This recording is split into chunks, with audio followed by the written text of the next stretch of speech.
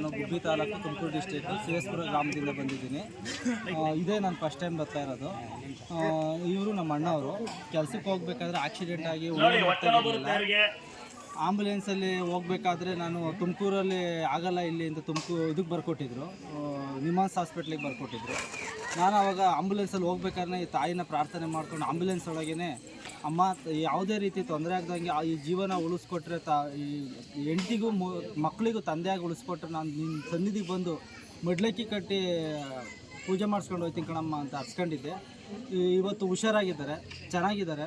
ಈ ತಾಯಿ ಕ್ಷೇತ್ರದಿಂದ ಒಂದು ಮನೆ ದೀಪ ಉಳಿದಿದೆ.